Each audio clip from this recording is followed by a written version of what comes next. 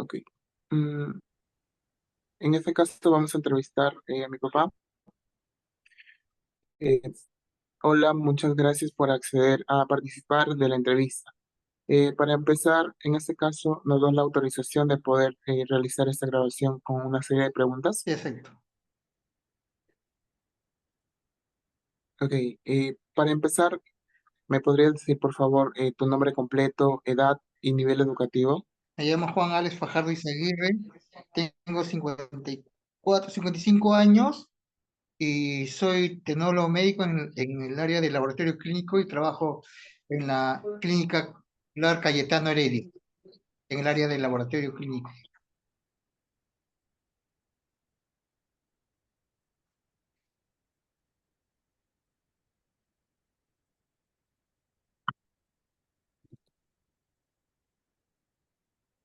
Se Es cortó un todo. poco. ¿En dónde trabajas? Perdón. ¿Sí? Se cortó un poco, creo. ¿En dónde nos comentaste que trabajabas? Trabajo en la clínica médica Cayetano Heredia, en el Ok, área de laboratorio clínico. ok. Para empezar, en este caso vamos a realizar una serie de preguntas. Comencemos, ¿sí? ¿Está bien? Em, Sí. ¿Cuáles considera que fueron los principales problemas económicos, políticos y o sociales que se vieron en el gobierno de Alberto Fujimori aquí en el Perú? Eh, el primer problema que tiene el expresidente Alberto Fujimori, que venía de un problema de corrupción, que venía años atrás respecto con el narcotráfico, el terrorismo y las luchas sociales que había en la capital, en este sentido, en Lima, ¿no? También se le acusaba por sobornos a parlamentarios para mantenerse en el poder, ¿no? Y el tráfico ilícito de armas que lo realizó vía Vladimiro Montesinos a las FARC en Colombia. Y también intervino entidades del Estado, tanto el Jurado Nacional de Elecciones, en el tiempo recién se formó el OMPE y todas esas instituciones para perpetuarse en el poder. Y eso fue poco a poco su decadencia para que fuera mediante el Congreso sacado encima de la presidencia del Perú. Mm, claro, entiendo. A continuación, mi compañero va con la siguiente pregunta. Ajá, sí, buenas noches, señor Fajardo. Buenas A noches. continuación, ajá, le haré dos preguntas y espero que usted me pueda responder. La primera sería, ¿qué medidas se implementaron para combatir la inflación durante el gobierno de Fujimori y por qué fueron, si fueron efectivas o no fueron efectivas?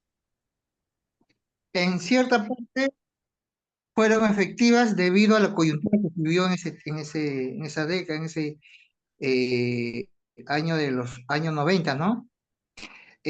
Claro, en ese sentido, el presidente, mediante el Ministerio de Economía, hizo algunos cambios con respecto a los aranceles que había en ese momento en el Estado, tanto como era la exoneración al IGB, que era el impuesto general a la venta, y el otro que era el impuesto selectivo al consumo, en la cual se llama el Estado le da prioridad a las empresas privadas particulares para que ellos de ese modo puedan sostenerse en el tiempo y obtener ganancias y también invertir también en el Perú, porque vinieron varias empresas multinacionales al Perú, como en este caso la empresa la Telefónica de España, ¿no? Y en la cual se llaman muchas personas a nivel del Perú se favorecieron porque tuvieron, después de mucho tiempo, teléfonos en cada hogar del Perú, ¿no? Tanto la electricidad, también vino en ese tiempo la empresa Enel y así muchas cosas, ¿no? Como hubo cosas buenas, también hubo cosas malas y eso con respecto a la economía del Perú. Muchas gracias. Y para continuar, la siguiente pregunta sería, ¿qué políticas sociales se implementaron durante el gobierno de Fujimori para abordar la pobreza y la desigualdad en el país? En, para esto el chino se ocupó haciendo los llamados programas sociales, ¿no? Tanto con el PRONAA, que era una entidad que proporcionaba alimentos a las familias más necesitadas que vivían en zonas rurales, urbanas, marginales, ¿no? Se les daba alimentos, inclusive se les daba un apoyo pecuniario a gente más pobre que eran mayormente de la sierra, para que ellos puedan sustentarse y tanto a ellos mismos, a sus familias y poder ayudarse, ¿no? En ese sentido, creo también en los programas nacional de viviendas rurales, la loticización, la titulación de las propiedades de cada persona, todo el mundo ya podía titularse, porque anteriormente había los registros públicos que eran eh, eh, tramitológicos, ¿no? Porque era difícil para una persona tener un título de propiedad porque se demoraba mucho en el tiempo y su costo era muy caro, ¿no? Y creó otra clase de programas más acorde a la realidad nacional, en este caso la gente más humilde, ¿no? En la cual todo el mundo sacaba sus títulos y ya eran dueños de su propia propiedad, ¿no? En este caso terrenos eh, y casas, ¿no? Y según lo que ellos necesitaban, ¿no? También ha habido el programa de movilización social que le llamábamos el PRONAMOS.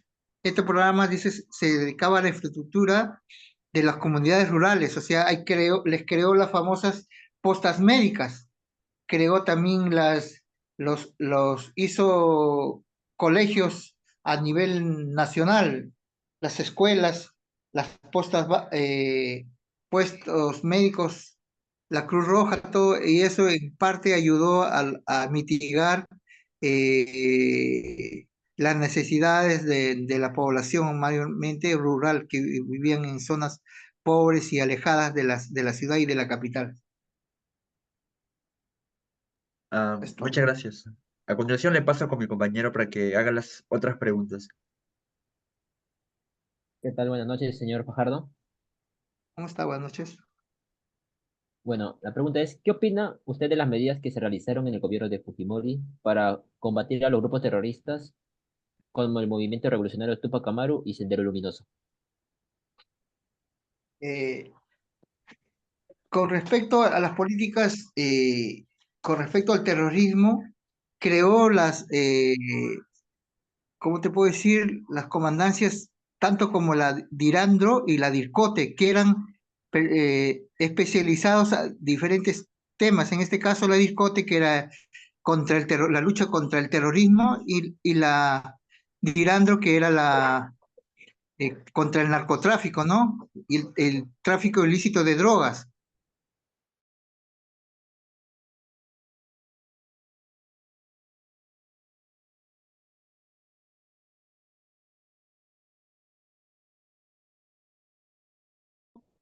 Del MRTA. En este caso, Sendero Luminoso estaba mandado por el tal Abimael Guzmán Reynoso, que era un catedrático también de allá de Ayacucho, en la Universidad de Huamanga. Era un profesor catedrático en la cual él, con su pensamiento de izquierda comunista, lavaba el cerebro a las poblaciones y juntó un pequeño grupo que se movilizó y tomó la población mediante asesinatos y muerte y toma local y mató a policías para crear su propio grupo criminal llamado Sendero Luminoso. En el otro lado también estaba el tal llamado Polay Campos, que era el movimiento revolucionario Tupac Amaru, que también hacía casi lo mismo, pero se dedicaba también a, a matar gente, a secuestrar mayormente, eh, eh, secuestraba gente, empresarios, para que ellos se pudieran solventar en el tiempo en la compra de materiales explosivos, armas y todo eso lo que hicieron con la población mayormente humilde y pobre de las zonas aledañas a la ciudad, ¿no?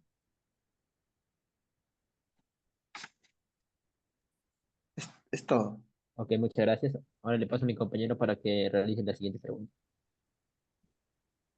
Muy buenas noches, señor Fajardo. Mi nombre es Fabiola Osorio y mi pregunta es sobre, durante el gobierno de Alberto Fujimori se habían realizado campañas. Esas eran campañas de esterilización que se llevaron a cabo por parte del Programa Nacional de Salud Reproductiva y Planificada Familiar, que tenía como objetivo controlar la población de mujeres empobrecidas e indígenas, especialmente en las comunidades rurales y andinas. Estas mujeres, un aproximado un informe sale que eran de 270.000 mujeres, en las cuales el 10% solo había dado su, su, Consentimiento. su consentimiento y el 90% no había dado. ¿Qué opina sobre esta política? Mi pregunta es, ¿qué opina sobre esta política? Eh, Esa política que dictó el chino, en realidad casi no la dictó, sino se la dictó casi el Congreso. Claro que el chino tenía en el Congreso la gran mayoría, ¿no? Porque él cuando llega al gobierno, al poder, también ingresa con un fuerte capital humano de congresistas en la cual hacían leyes a favor o a veces en contra de la población, ¿no? Pero llegado a tu tema, sí, sí se hizo algunos dicen sesiones forzadas. Hay que llegarlos al contexto y ver in situ las cosas que- no sé si ustedes, sabrán, padres, mayormente en provincias eran las mujeres que tenían gran cantidad, no es como en la capital que una mujer tenía de uno, dos, tres hijos, pero en cambio en los sitios alejados, en las gentes humildes, las madres tenían entre 6 7 8 hijos, y las cuales a veces también esos hijos a veces morían. ¿Por qué? Porque faltaba postas médicas, no había un médico, un profesional de la salud, y ellos mismos lo hacían de matreras, comadronas, que le decían una persona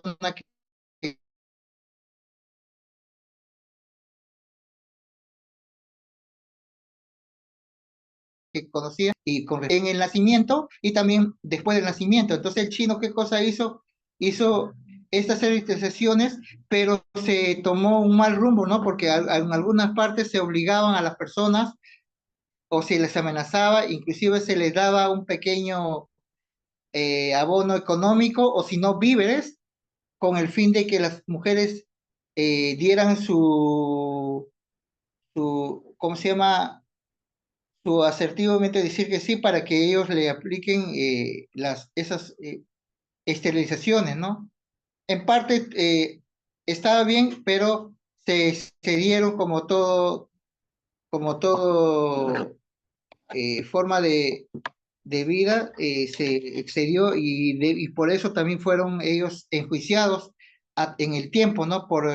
Hasta la hora están en poder judicial por esos temas, ¿no? De esterilizaciones forzadas. Claro que era gente humilde, pero esa gente humilde eh, tenía hijos sin control, pues no había como se dice ahora, planificación familiar, no había quien le oriente.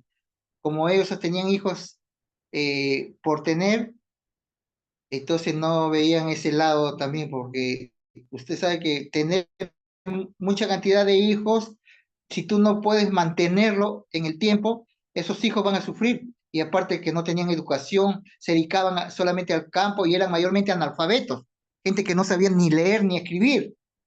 ¿Y qué cosas hacían ellos? Solo le hacían poner su huella digital y con eso decían que estaba aceptado, pero ellos a veces no sabían o no entendían qué cosas estaban haciendo, ¿no? Eso es todo. Muchas gracias. Le voy a dar pase a mi compañero. Buenas noches, ¿qué tal, doctor? Bueno, ya para ahondar y terminar con estas últimas dos preguntas, quería añadir sobre lo que usted está hablando, ¿no? Yo, en mi opinión, pienso que las personas teníamos un poco de desinformación y un grado de ignorancia, puesto que tener una mayoría de hijos podría ser a la larga un puesto negativo para los hijos mayormente, ¿no? Los padres no podrían solventar entre darles los gastos para la comida, los estudios y entre otras materias. Ya como pregunta, quisiera preguntarle sobre si usted conoce las medidas que se tornaron durante el gobierno de Fujimori para controlar la prensa y cuáles fueron sus repercusiones en la libertad de expresión. Acá, además de ello, quisiera hablarle sobre si me podría explicar de cómo se dieron las elecciones, ¿no? Ya que algunos pensaron que eran elecciones fraudulentas. Con respecto a la prensa, hasta ahora la prensa, la que se puede decir, entre comillas, prensa, vender. Se dejó vender porque el gobierno les dio ingentes cantidades de dinero mediante su asesor, el señor Vladimiro Montesinos Torres. ¿Y quién era Vladimiro Montesinos Torres? Era un capitán del ejército retirado que había sido catalogado como traidor. ¿Por qué? Porque había dado información a países extranjeros sobre nuestro poder militar y poder económico del país, donde se encontraban las grandes empresas, grandes minas, todo. Entonces a él se le declara persona no grata y traidor, pero él vuelve con engaños y se asocia con Alberto Fujimori. Entonces, en ese sentido, se llama, él engaña a presidente. Claro que él ha debido tener conocimiento, pero se hace esas cosas que a la larga y a la corta el señor Fujimori está pagando condena, ¿no? Sí, usted tiene toda la razón, ¿no? Puesto que en la política la prensa en realidad fue manipulada, ¿no? Y entre la información que daban a las personas que no estaban tan al tanto de las noticias al día, bueno, era un poco de desinformación, ¿no? Usted, lo que vivió en aquella época, ¿cómo es que llegaban las noticias, ¿no? Y si en realidad era la información de acuerdo a lo que usted buscaba o no.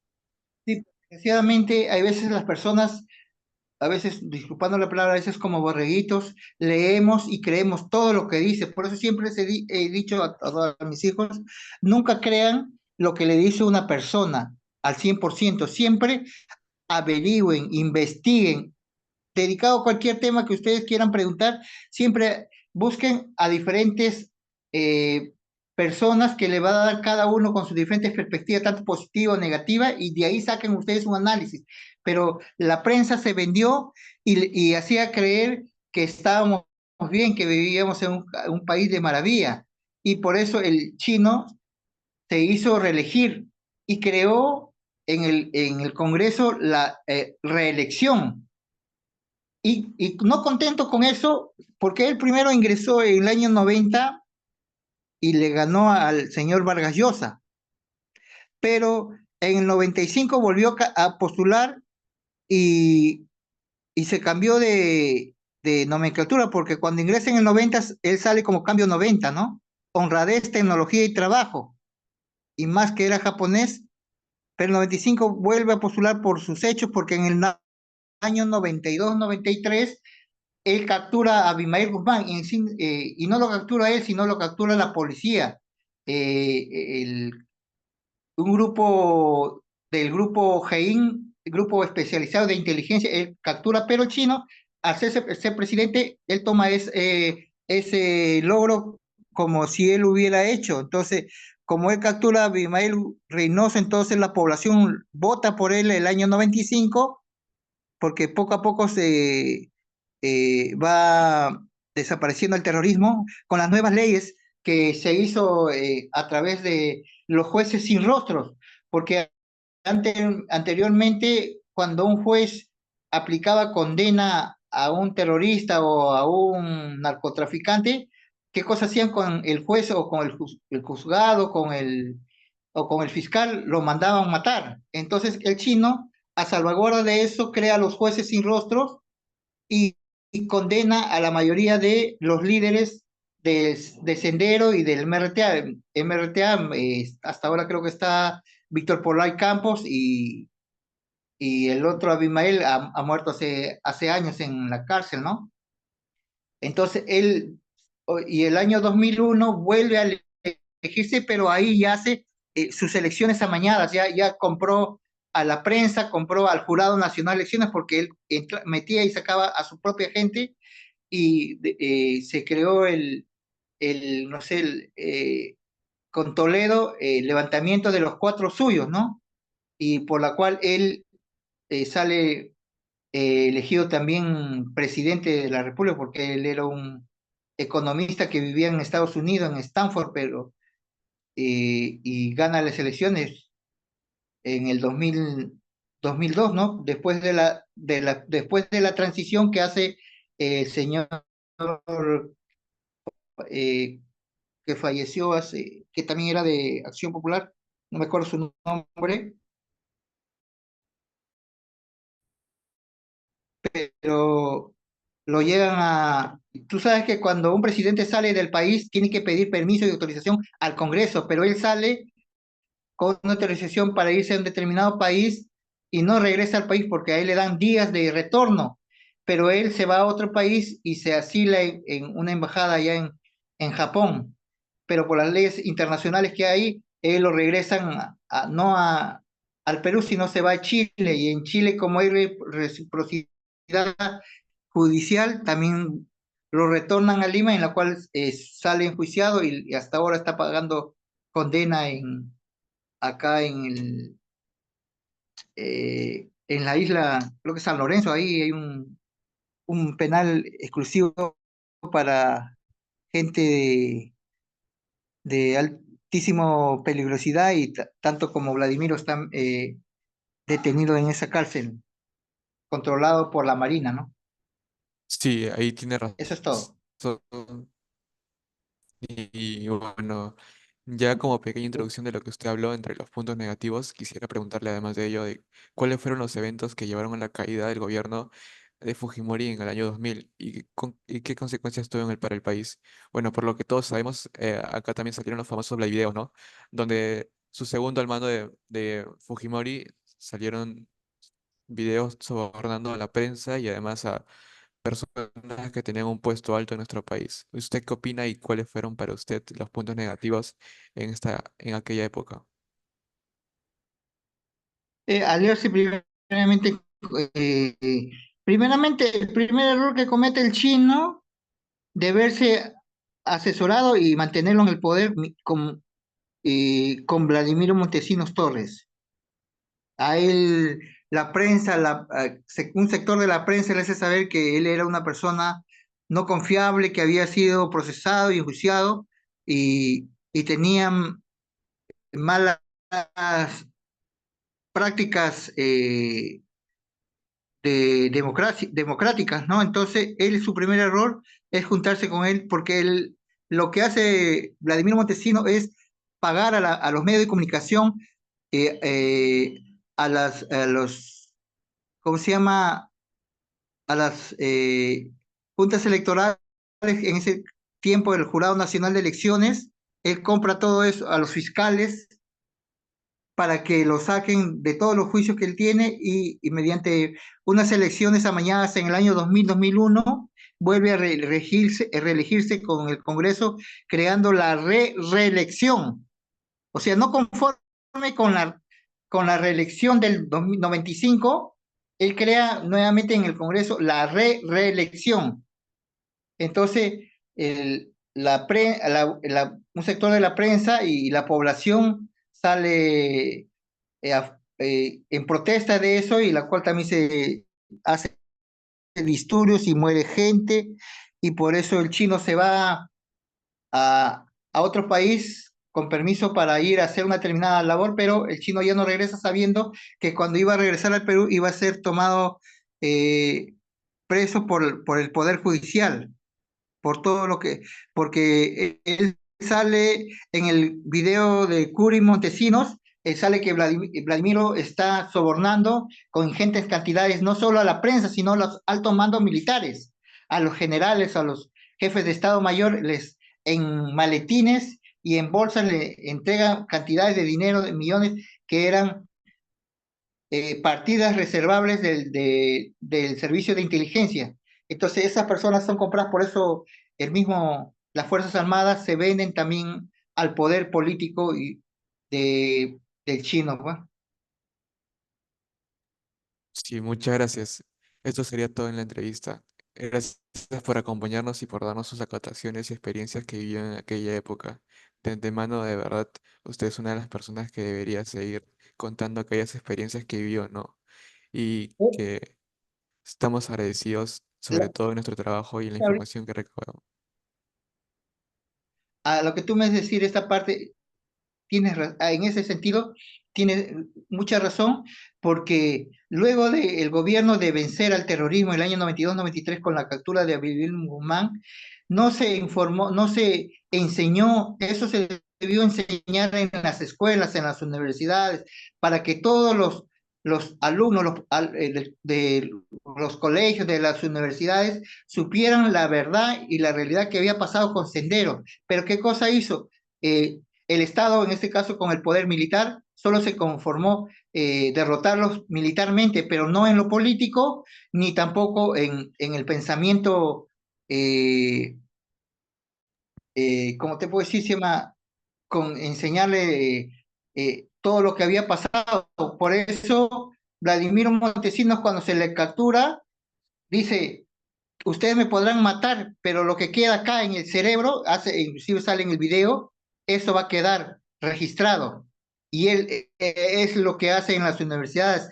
Hasta ahora mismo hay catedráticos, hay profesores que tienen pensamiento de izquierda y labran el cerebro como los jóvenes recién que tienen 17, 18 años no toman interés en la política y entonces se dejan influenciar más que todo, no porque ellos quieran, sino porque es quien supuestamente que le debe instruir para que sea un profesional, una persona de bien y ser una buena persona, le instruye para, con esos pensamientos de izquierda, del marxismo, leninismo, pensamiento Gonzalo, que él hace. Sí, claro, Claro. actualmente en nuestro Perú, ya acabando como un dato adicional, ¿no? Podríamos comentar que en el aspecto social no se fomentó y más en los colegios, porque estos son como heridas del pasado que pueden reabrirse y no podemos afrontarlo nuevamente como se pudo dar, ¿no? No estamos siendo precavidos o dando precauciones. A eso es lo que yo concuerdo con usted y lo que lleva en mi opinión. En realidad, lo que usted habla sobre que los colegios y cómo la sociedad no habla de este tema y lo deja en el pasado como si no importara, hablamos de aquellas vidas, aquellas muertes no valieron la pena. Y eso es todo lo contrario. Entonces, estoy agradecido por la información que nos dio y el dato adicional. Eso sería todo. Muchas gracias, doctor Fajardo. A ustedes sí. Gracias. Gracias. Gracias. Muchas gracias. De nada. Más bien, pregúntenle a ustedes, de repente cuál le puede mayor dar alcance de alguna cosas, ¿no?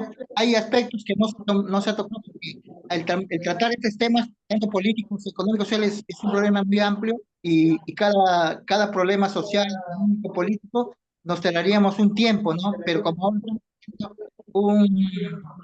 una pequeña abreviación eh, que ustedes averigüen por otros medios y a sus familiares y quizás le pueden dar preguntas al respecto. Tal cual. De igual forma, agradecemos su tiempo. Damos por culminada la De- entrevista. Con gusto. Buenas noches. Igualmente, buenas noches a todos. Buenas noches. Buenas Buenas noches. noches. Buenas Buenas noches. noches, cuídese. Igualmente.